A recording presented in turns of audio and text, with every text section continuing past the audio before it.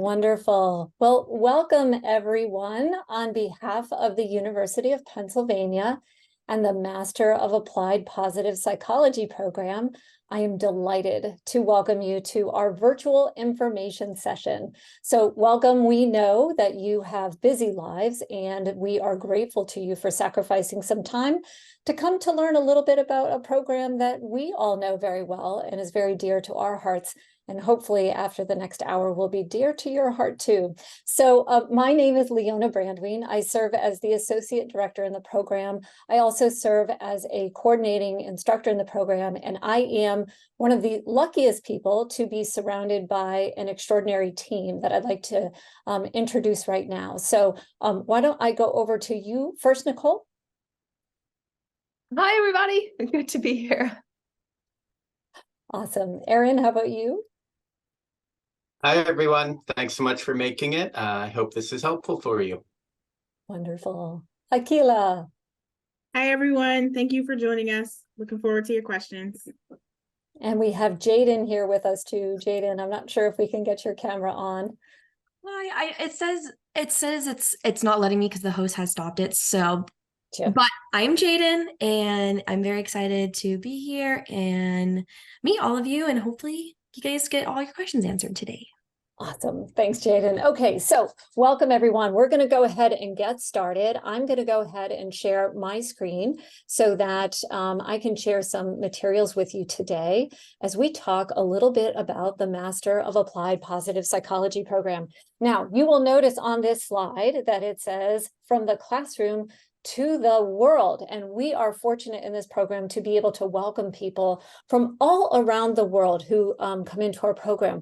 We'll be sharing some of the countries that they hail from as we get a little bit further, but I am curious to know where all of you are from. And so I would love it if you would be willing to use the chat, and if you could put into the chat where you are hailing from. If you are in the United States, city and state, perhaps. If you are from another country in the world, your city and your country or your province. And oh my goodness, they are all pouring in. This is an extraordinary, extraordinary list. I almost can't even keep up with them. I saw Nigeria go by. I see Boulder, Colorado, Montreal, Phoenix, Arizona. Boy, it's quite a list that I can't even keep up with. Indonesia, Germany, Spokane, Washington, beautiful, Michigan, wonderful. Well, welcome. And I hope that you all are taking a look at that chat as well, because it helps to give you an idea of the geographic diversity of people that are interested in positive psychology. It truly is a global area of study. And that's what we try to make sure that we are embodying in our program as we welcome students and faculty, frankly, from all over the world. Okay, let's go ahead and let us get started. We are going to, of course, hope to answer all of your questions today. Nicole, would you like to go through with them what the process we're going to use for answering questions? Absolutely. So you may have been coming tonight to ask questions. We're going to first go through some awesome information that we want you to listen to. So throughout the session, there will be different points to ask questions about different things. If your question is about admissions related things, that's going to come further down in our time together. So the MAPP classroom is a collaborative classroom. So here in our info session, we are also very collaborative. So we will invite you to use the Q&A feature to ask your questions. And if someone else has already asked the same question that you're thinking, you can upvote it. And this allows us to consolidate and answer your questions more efficiently. If your question is going to be answered later in the presentation, we might just save it for when it's that time to talk about that question. And like I said, we will cover our admissions questions later in our session. However, if you are itching for something, I'm going to put something in the chat right now. It is our frequently asked questions document. And there's a lot of juicy stuff in there in case you're itching for something right out the gate. Okay, I think that's all I wanted to say about questions for now. Thanks, Leona. Perfect. Thank you, Nicole. Okay, so let's go ahead, dive in. Here is the agenda that we hope to cover today. We're going to get started by talking a little bit about positive psychology, and then we'll dive into what you're really here to hear about, which is about MAPP, right?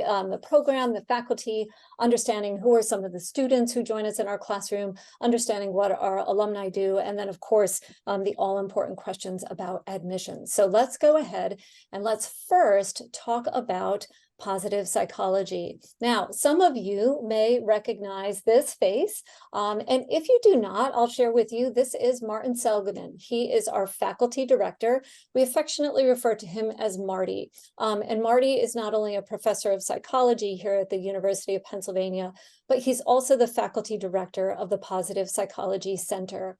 Marty, when he was the president of the American Psychological Association in 1998, ran on a platform related to this concept of the science of human flourishing. And he really felt as though psychology, which had for many years been focusing on the psychopathologies, right? Some of the things that are going wrong in life, and had accomplished very important things and been able to create evidence-based treatments for a variety of those challenges, like mood disorders such as depression and anxiety, helping to deal with other pathologies that come up. But in that, there was such a focus on what was going wrong in life that there was less attention that was focused on what was going right. And so in 1998, when Marty became president of APA, he said, psychology, let's expand our lens. Instead of only focusing on when things are going poorly in life, let's also remember that there is the side of life that makes it worth living. And so shortly after that, in 2000, he and Mihai Csikszentmihalyi, who some of you may know as a scientist who coined the term flow. So Marty and Mihai co-wrote an article that was a seminal article in American Psychologist. And they proposed this field of positive psychology as a scientific study of the strengths and virtues that enable individuals and communities to thrive. And they really thought about it in terms of positive states, like the positive emotions that we feel, as well as positive traits, such as character strengths that enable us to conduct ourselves in particular ways in the world, and then positive institutions too, creating the conditions around human beings that would enable them to thrive. So he got up there. People might have thought, oh my goodness, was Marty crazy, like suggesting that psychology would suddenly expand its lens to include this entire other field of study? Well, since that time, there's been a lot that has occurred, and there are now hundreds of researchers around the world who are coming together around some of these topics related to the science of human flourishing. There are international conferences. So some of you may have joined us in Vancouver this past July at the International Positive Psychology Association's World Congress. There is a burgeoning literature in that there has been a veritable, if you were to look at it on a graph, almost like a hockey stick, right? Where there's been this big upsweep in the amount of, and the number of articles that are being published that are related to concepts like well-being and character strengths and others. Because it is focused on helping people to flourish wherever they are in the world, there have been a variety of professional applications that have really exploded too. We find them in education, in business, in coaching, etc. And of course, there are degree programs that have sprung up. So we're very proud that the MAPP program was the first degree program in the world in positive psychology, and that was launched in 2005. And in addition to that, the International Positive Psychology Association, which was launched shortly after that, that International Positive Psychology Association also was founded by one of our staff members that I'm going to talk about in just a few minutes as the founding executive director of that International Positive Psychology Association. So in addition to that, Marty also founded the Positive Psychology Center at the University of Pennsylvania. And there are really three pillars at the what we call the PPC. And those include applications of positive psychology, research related to positive psychology, and then education too. Let me quickly just mention some of the things related to research and to application. So on the application side, one of the most well-researched programs interventions in the world is the Penn Resilience Program, and that has been applied in a variety of contexts by our master trainer team. And they have worked with the US Army, professional sports teams, corporations, medical schools, the Department of Justice, you name it, they've been in a variety of different areas, helping people to understand how to use evidence-based strategies in order to be more resilient. In addition, there has been research that's come out of the Positive Psychology Center. So a couple of examples of that are the World Wellbeing Project, which leverages big data by scraping data from social media applications in order to understand people's changing emotional states and people's perspectives related to a variety of different psychological topics. The concept of primals, which are like a lens that we bring to the world that help us to understand the world as a safe place or an interesting place, and what sort of implications those sorts of perspectives have for our well-being. We have the Humanities and Human Flourishing Lab, which has been working on the ways that the humanities might help us to thrive.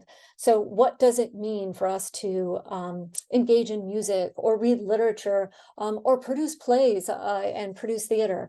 All of these things are related, of course, to the experience of well-being amongst humans around the world. Concepts like transcendent experiences, Angela Duckworth's Character Lab. I could go on for a long time, and I know that there are lots of things I need to get to. So I'm going to move on to that pillar that you see on the right, which is education. So there are 3 different prongs of education that we have at the PPC, and that includes our MOOCs, which are our foundation specialization in positive psychology that are available on Coursera. We have an undergraduate certificate that is all online, and that has about 6 courses that are related to positive psychology. And then, of course, there is a master's program that helps to prepare practitioners in positive psychology. So since we are here to talk about the MAPP program, let's dive right into that right now. So Marty came up with this crazy idea where he said, we can create almost like the engineering of psychology, where we have practitioners who learn about positive psychology and then can bring that to their domains of practice in the world and be able to apply some of that work there. Well, he needed some help in order to be able to do that. So whom did he invite to do that? One, James Pawelski. So I had mentioned before the International Positive Psychology Association. Not only is James the founding director of the MAPP program, he's also the founding executive director. He's no longer the executive director now, but he was the founding executive director of the International Positive Psychology Association, and he's also the founding director of the Humanities and Human Flourishing Project here at the PPC. So James oversees the MAPP program. And so when Marty invited him to Penn back in 2005, it's a lot of work to put together a master's degree. They had to develop curriculum, think about how students would be engaged on campus, what they would be working on, etc. And so, of course, we have many experts who are able to help them here at the university. And, you know, a new master's program is something new in the world. So they really had no idea what to expect in terms of the number of applicants who might come or the number of students who might enroll in it. So they kept their expectations low and they said, first year, let's see if we can get about 10 students. We would feel great, right, if we could get 10 students. Well, this was the first class at the Master of Applied Positive Psychology program, which you can see is a little bit larger than 10 students. And every year since then, we've also hosted a robust class of a similar size in the MAPP program here at the University of Pennsylvania. So what information does that tell us? Well, it tells us that interest has not waned. And if anything, people are even more interested now in the science of human flourishing and how to support others around the world in helping them to flourish as well. I'll also share a picture. This was for our 10-year anniversary, which was back in October of 2015 when we invited so many of our alumni to come back to campus and to join us in that celebration. You also might look at that and say, 2015, 2025 is not too far around the corner. And you'd be right, because we will be celebrating the 20th year of the MAPP program in one short year. Okay, so let's dive in and let's talk a little bit about MAPP's educational design. So MAPP is a 1-year full-time master's degree. I often say the good news is you get your master's in a year. And the bad news is you get your master's in a year, right? So it is full-time study. It is extensive academic preparation and is quite rigorous. Our goal is to prepare scholar practitioners. So these are individuals who already have an expertise in a particular domain. Maybe they work in healthcare, in education, in the business world, somewhere else. So they've already got an area of expertise, and then they want to bring the science of human flourishing to that area of expertise. There is no separate licensing or credentialing. So there's actually no such thing as a positive psychologist, and of course, a psychologist requires a different set of licensing. But that is okay in this context because our students and our scholar practitioners are working with largely healthy populations and helping them to flourish and helping them to be even better. MAPP is offered as a hybrid model. So that means that we've got a combination of both synchronous and asynchronous classes that are put together. So what does that look like? I'll share that with you in a moment, but basically we have intensive on-site classes that occur 5 times each semester, where our students are engaging together with one another, with faculty. And then in between that, it's usually about a 3 or 4 week span of distance learning that occurs between classes. So I can share with you our schedule, which will be coming up for fall 2024, which I would imagine would be the year that you would be interested in. So these are posted actually on our website. If you navigate to our website to the program format and schedule, you'll be able to find these. I'd like to call your attention to the fact that with these on-sites, you'll notice that they toggle back and forth between being on our Philadelphia campus at the University of Pennsylvania and on a virtual campus in between. So we come together on campus 3 times out of the semester, and then we come together in a virtual campus on Zoom for 2 times during the semester. And that enables our students to get a balance without overwhelming them with the amount of travel that they need to engage in. So you may look at that and say, 5 days in September, 3, 3, 3, 3. Okay, so that's about 17 days. I can handle that. Well, don't forget in between, you're going to be doing some assignments too, because there's a distance learning period in between each one of those on-sites. And that distance learning period is where you're going to actually be integrating a lot of what you learned. Now, we say that that time is asynchronous, and that is mostly true. We do have synchronous learning opportunities too, with discussion groups. We're very multimodal in our educational design, so there are lots of ways for our students to be able to engage with one another. But those distance learning periods are a time really of integration, where you're thinking about the theories, the empirical research that you're learning about, and really working through in your mind how that would be applied perhaps in your setting. So that is our fall schedule, spring of 2025. Our schedule is already there. Again, you can find these on our website. And as with the fall semester, there are 3 on-sites that are going to be on campus, 1, 3, and 5, and then on-sites 2 and 4 are delivered virtually with our distance learning periods in between. Okay, so that gives you an idea of the structure, when you have to show up, what's happening in between. Let's actually dive into what the educational design looks like. Okay, so educational design. The MAPP program is unique in that it permits our students to continue working full-time. And you'll notice that there's a little asterisk next to full-time. So if full-time for you means that you're working 80 to 90-hour work weeks, the MAPP educational program really requires about 20 to 25 hours per week of investment outside of the on-sites that you come onto campus. So be judicious about that as you think about it, right? So if you're working 40 hours a week, adding an additional 20, 25 is probably within reach. If you're working 80 hours a week, an additional 20 to 25 might be a little bit too much. So you would need to think about exactly what your definition of full-time is. You are not required to be a resident of the city of Philadelphia. The design is structured in a manner that permits our students to remain domiciled in their community, wherever that might be around the world. So they can participate from wherever they are. They fly into campus for on-sites 1, 3, and 5, and then join us virtually for the on-sites 2 and 4 that are in between. This is important to us because it enables us to truly bring together a global classroom. So the opportunity to have very diverse perspectives as we think about different cultures and how they perceive well-being and how this science might be enacted in some of those contexts really helps to enrich the conversations within the classroom.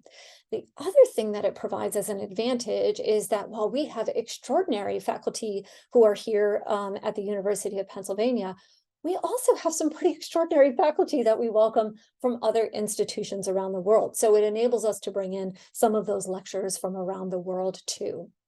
So this is an image of some of our esteemed faculty here at the University of Pennsylvania. Obviously, you've seen Marty, who's there in the upper left, but we are delighted that we have such, frankly, an embarrassment of riches when it comes to extraordinary staff who are expert in many topics. Angela Duckworth is a visiting lecturer within our program. Allison Mackey is standing faculty. She's a neuroscientist and teaches the psychology and neuroscience of character. Of course, James Pawelski teaches 2 classes for us, one of which might actually be related to the humanities and human flourishing. Research methods so that you can understand the science of human flourishing, taught by Claire Robertson Kraft. And of course, with Jer Clifton, who also has helped to co-design that course. And then in the middle, you'll see Judy and Karen, who serve as faculty for our positive psychology and individuals. But I mentioned visiting faculty too. So we're really fortunate that we are able to welcome faculty from around many other institutions around the country who come to join us. You'll notice a handful of those faces, some of which you may recognize, some of which may be new to you. I would imagine many of you recognize Barb Fredrickson right there in the middle, or perhaps Barry Schwartz, who's up there on the left. But we also are delighted that we welcome Jackie Mattis from Rutgers University. Shige Awishi was actually just with us here at the summit, talking to us about the concepts of money and happiness with a really fascinating lecture. Experts who think about flourishing as a whole body experience. John Rady talking about physical activity, for example. Mindfulness, we've got the founder of the Penn program for mindfulness. So suffice to say, we've got a lot of folks, right? And we've got a lot of riches. And it brings together a very diverse faculty, a diverse set of students, and it creates this learning experience where there is really this sense of shared mission, right? And wanting the world to be a better place, and how we can collectively do that in a manner that is both research informed and, where possible, evidence-based. All right, so the curriculum, what does that look like? So the MAPP courses look a little bit like this during the fall semester, and I'm sharing with you the current curriculum that we have. We're always updating curriculum, but fall of 2023, the courses that we're hosting are an introduction to positive psychology with Marty, research methods and evaluation so that you can understand the science behind positive psychology and also be a very good critical consumer of that and begin thinking about how you measure your own interventions. Speaking of interventions, the foundations of positive interventions with James Pawelski, and then finally a seminar class called Perspectives on Well-Being. And we've welcomed an array of speakers who come to talk about some of the aspects of well-being that might extend beyond the concept of PERMA, such as how we make decisions in the world, how we take care of our bodies, what it means to matter in the world, how different technologies such as social media are affecting us. So, of course, we also have a spring semester. So in the spring of 2024, our courses will be applying positive interventions in institutions. This is my class. It's a class where we engage in service learning projects, and small teams of students are assigned to work with organizations to help them to design a positive intervention that is tailored to their unique environment and context. I mentioned positive psychology and individuals, where our students get an opportunity to practice working with individuals and coaching them through various processes, such as understanding their character strengths or learning real-time resilience. The psychology and neuroscience of character. I had mentioned that Allison Mackey leads that class, and she welcomes some extraordinary guests. Angela Duckworth, who leads the character lab here at the University of Pennsylvania. Some of you may be familiar with her book, Grit, and the concept of grit, which is the passion and perseverance for long-term goals. We also are lucky to welcome Jane Gillum from Swarthmore and Alejandro Adler. Alejandro has perhaps done some of the largest scale positive education interventions around the world.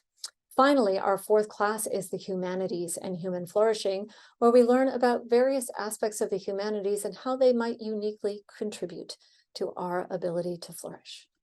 Okay, then it's not over yet. In the summer semester, that's when you have an opportunity to work on your capstone project. So the capstone project is an independent project where you think about what you've learned in MAPP, and you think about your domain of expertise, and you create a fusion there, right? Where you're able to actually think about how you bring those concepts together to make a novel contribution to the science and to applications related to some of the work in that area.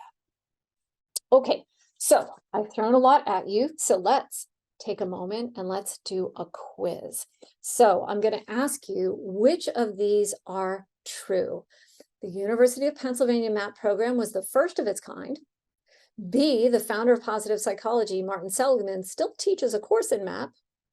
C, one strength of the MAPP program is the diversity of its faculty. D, A and C only, or E, all of the above. Why don't you put your guess into the chat? And I am seeing lots of E's. We've got some scholars amongst us. Yes, the answer is E, all of the above. Marty does continue to teach, and he was the founder of this program, which is the first of its kind. Okay, let's keep going. All right, since you guys nailed that one and really aced it, let's go on. So which of these are true? So A, the term on-site means synchronous learning. B, on-site formats will alternate between our Philadelphia campus for on-sites 1, 3, and 5, virtual campus 2 and 4. C, I can attend on-sites however I want. And D, of the 10 on-sites, there are 6 in person and 4 virtual. Letter E, A, B, and D. What do you all think? And once again, I'm seeing the E's flood in. Fantastic. Yes, thank you. You guys have all been paying attention, which I love. Yes, so out of all of those, the only one that's not true is C. I can attend on-sites however I want. Our class relies a lot on a sense of community. So when we are together in Philadelphia on-site, we are together. And when we are together in a virtual context, we are together there. So we try not to split the class between the two, but to unite everybody there. Okay. Last part of the quiz. Are you guys ready? Here we go. Which of these are true? Most students continue to work full-time while attending MAPP. You can expect to spend about 25 hours a week on your work at MAPP. MAPP prepares students to apply positive psychology within their domain of expertise. D is A and C, or E, all of the above. I see a lot of E's. You know, I'm wondering if like on standardized tests, if there's any pattern to the letter E, because that has been the right answer for every single question that we have asked you. Wonderful job. Yes, yes, yes. E to that is true, all of the above. So let us, now that you know a little bit about the program, let's talk a little bit about the students. As you are imagining yourself and thinking about, what would it be like for me to be a student at the University of Pennsylvania? Let's talk a little bit about that. So let's start with some photos. So you'll notice, just look at some of the expressions, right, on some of the faces that you see here. You'll notice that some of them are smiling, some of them look very thoughtful, some of them look very engaged and intense. So within MAPP, we do try and role model a positive educational environment. And that means that we do take our work quite seriously, even as we take ourselves a little bit lightly. Our class tends to be a lighthearted place, but also a meaningful place as we dive into and come together as a community of practice around some of the intellectual topics that we are most interested in. as we think about our students, I had mentioned that they come from all over the world. And I thought that I would share with you, this is a running list of all the countries that have been represented at MAPP to date. So there are 44 that have been represented here at MAPP. And so you can take a glance at those and see where they're from. I also am looking at this and I am thinking that I already saw one country represented in the chat that is not on here. And so perhaps you might add a country to our list if you decided to apply and come to the MAPP program. In terms of age, we have a large diversity in terms of age in our classroom too. So the youngest student that's ever come to MAPP is 21 years of age, and the oldest student that's ever come to MAPP is 70. And you might think, oh, that must have been one person. We have had 3 70-year-olds that have actually come and matriculated in our classroom, which has been a delight. But the average is a mid-career professional. So about mid-30s is typically what we see. But of course, averages are dangerous. There's a lot of variation around those distributions. So in terms of demographics, we also welcome students who come from a variety of different professions. Now, I'm curious as I, think about all the people who are assembled in the virtual room here, I'm curious what profession you might be interested in applying positive psychology in. Maybe it's a profession that you're in or one that you hope to go into. I see them already coming in the chat. Thank you. Keep them coming. As I look at a variety of different areas, you'll notice travel, children's entertainment, the military, counseling, law, early education, government, addiction, nonprofits, entertainment. Wow, this is just an extraordinary diversity.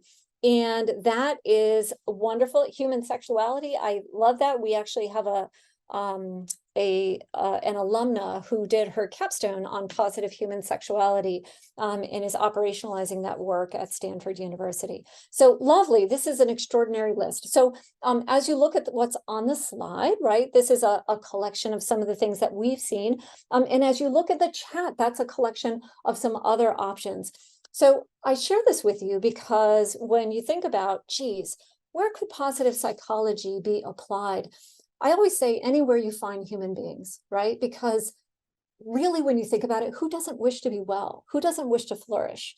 And so we all come in touch and in contact with a variety of populations and individuals and humans all around our various corners of the world. And so each of these different professions has a role to play in bringing flourishing to their corner of the world.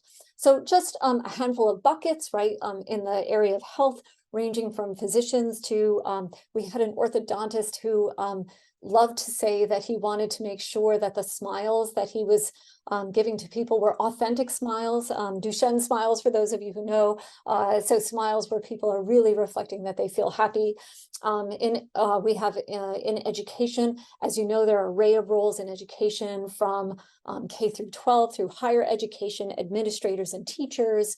When we think about the business world, ranging from people in HR, CEOs, entrepreneurs that are starting new businesses, coaches and consultants, in the practice of law, which is a profession that really needs well-being because it tends to be a really challenging place.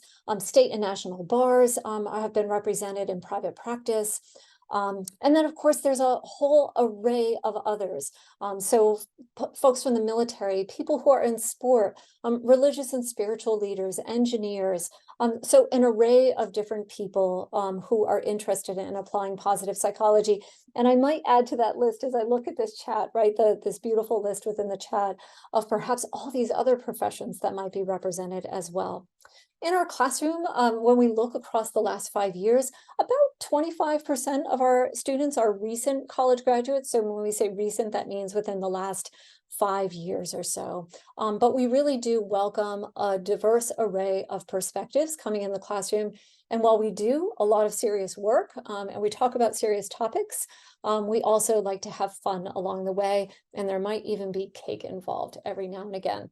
So even in our virtual classroom, we like to have fun. This is actually an image from MAPP 16. So each year of MAPP, we call, so MAPP 1 graduated in 2005. I was MAPP 5, so I graduated in 2010. MAPP 16 graduated in 2021. And they were our first virtually delivered class. And we still were able to bring the joy, right, in this classroom. So you can see this was, oh gosh, I'm trying to remember. This was, I think, near the end of the spring semester, where they all surprised us because they used to affectionately, they had adopted a mascot that they were oranges. And so they all showed up in orange t-shirts for us.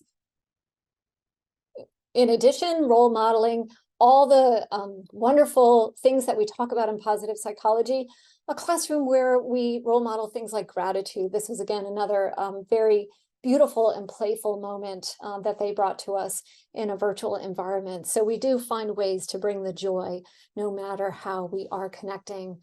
And we, of course, the joy in being together as individuals in the classroom and coming together in our classroom community. So when you get done with MAPP, hopefully you graduate and you become an alum of the program. So you might be curious, what are your alumni like?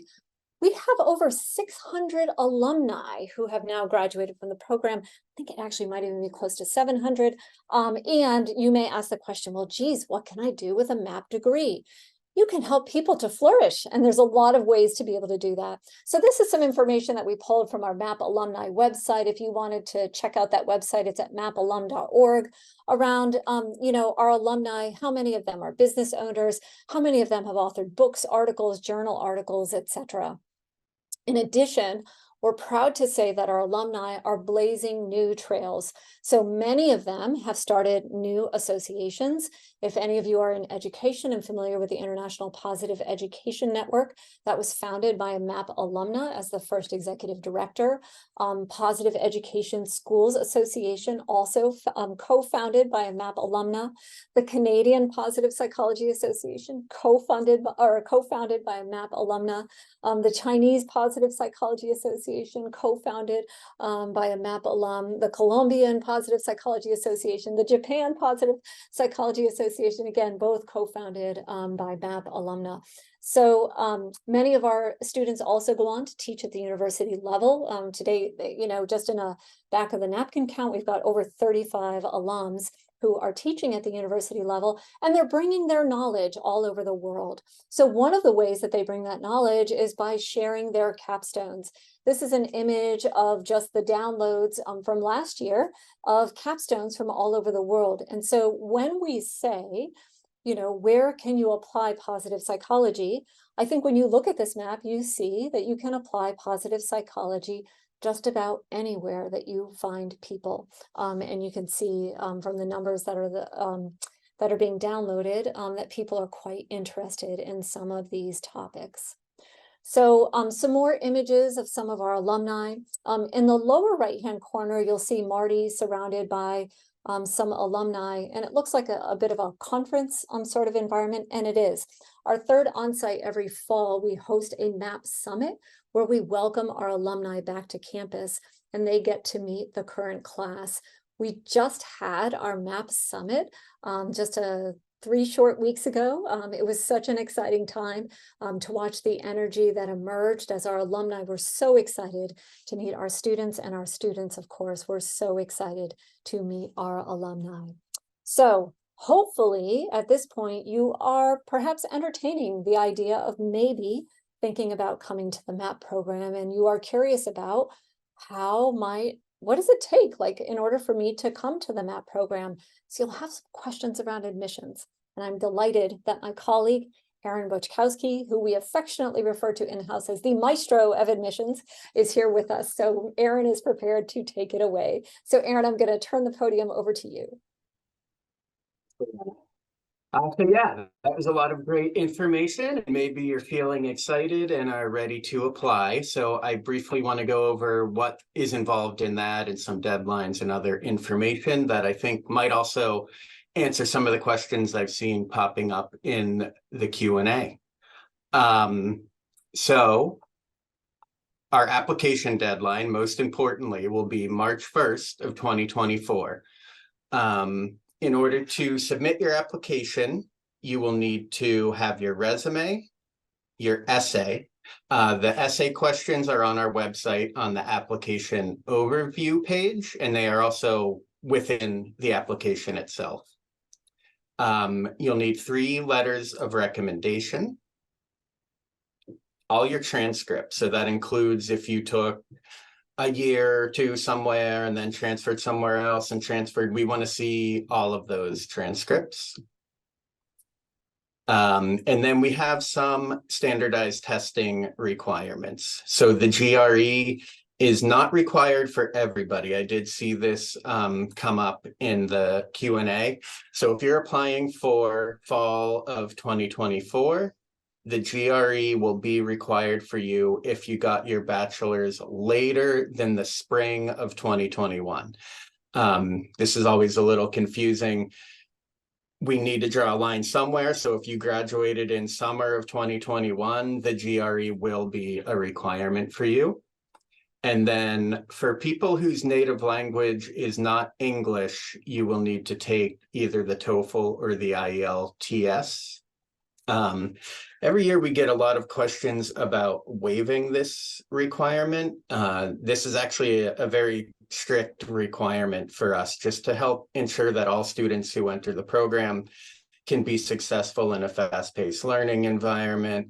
There are group assignments, so it's also to help your classmates to ensure that everybody can contribute to the assignments at a level that's going to work for everybody.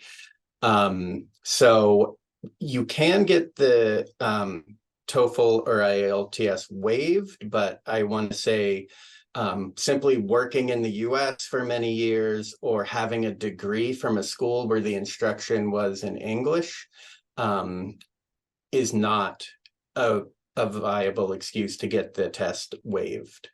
So generally, if your native language is not English, we strongly recommend that you take the test, because if you request a waiver, it can delay your application becoming complete. You might try to schedule the test then if the waiver is not granted to you and find out you can't take it in time. So it's much easier. You can take the test, hopefully you'll ace it, and then that will strengthen your application. And then finally, we will release all of the decisions by the end of June of 2024. So moving on, this is very important. So when you can submit your application with just your resume and your essay and like completing the application form and paying the fee. So if you have transcripts that you need to submit or recommendations that we're waiting on to come in, you can still submit your application before that, but it won't be considered complete and therefore won't be reviewed until we have everything. So it's very important, and it's your responsibility to log into your application, make sure we have everything. You can look at a checklist in there. You will also get automated emails. I caution you to maybe, once you submit your application, keep an eye on your spam, because those are like system generated. So they sometimes do get picked up by spam filters. But like I said, even without the emails, you can always just maybe once a week, make sure you log in your application, see what's missing. If you need to ask your recommenders to submit their letters or anything like that, you can stay on top of it until you see in the system that your application is complete. And you'll also get an email when your application is complete. But again, that could be in spam. So I would suggest you really monitor it closely. And then only complete applications will be considered. So you really want to make sure that you have everything checked off in your checklist within the application system.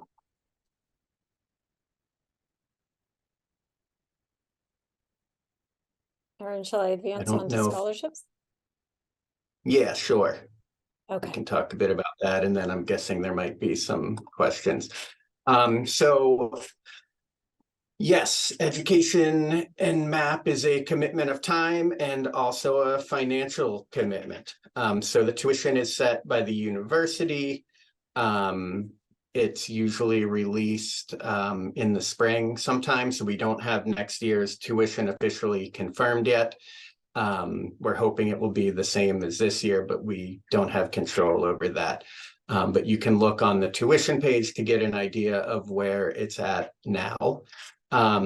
All MAPP students take the same courses, so you can really, once the tuition is set, know what the tuition is going to be. Everybody takes the same number of courses every semester. So you can start applying for financial aid as soon as you have that information. So you can apply. We have 2 scholarships. So one of them is the Christopher Peterson Memorial Fellowship.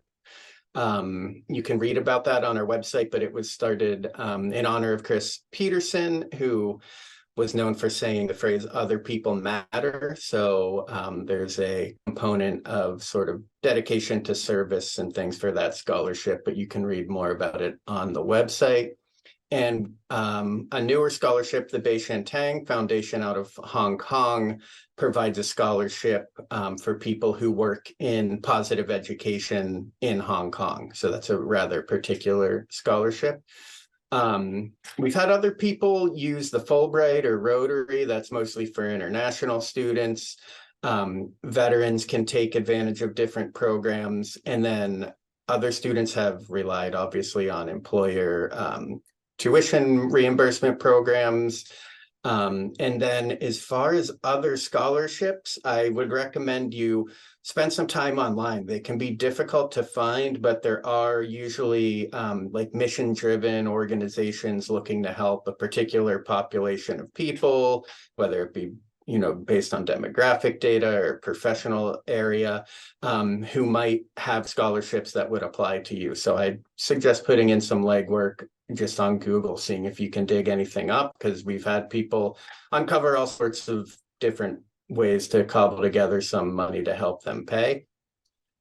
Also, a lot of graduate funding is through loans. So you can complete, if you're in the United States, you can complete the FAFSA application, and that can get you a loan, I think, up to $20,500. And beyond that, you can use what's called a Grad Plus loan, which will cover, I'm not sure how they determine the amount, but it can cover up to the full tuition and sometimes even more if you had to get money for books or travel or lodging or anything like that. And finally, Penn does have payment plans, because you'll be billed by semester, but you can break it up over the month, like 4 months of each semester. And if you're admitted, you'll get information about that.